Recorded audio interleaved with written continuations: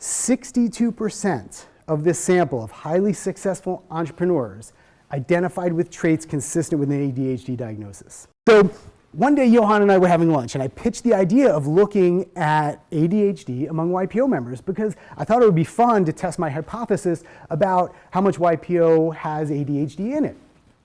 But I also thought it would be really interesting to look at a highly successful group of entrepreneurs and how ADHD impacts them. Because to join YPO, you have to have a reasonably big company. The companies have to be at least 13 million in sales with 50 employees. So this would be a very successful sample to look at.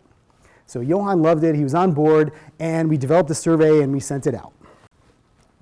And what we found was startling. It was amazing.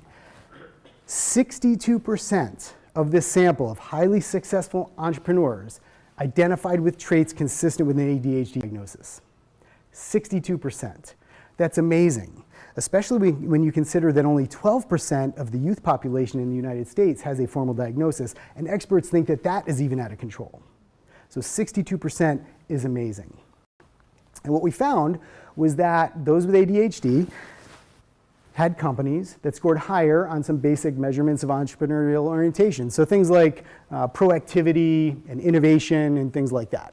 What we found was that those with ADHD scored much higher on impulsivity ratings than those without ADHD. So things like sensation seeking, sense of urgency, or lack of premeditation, or in other words, not having to think too much before you act. Now you can imagine how these traits could definitely have negative consequences, right? But hopefully by now you could imagine how these same traits could be advantageous in the context of entrepreneurship.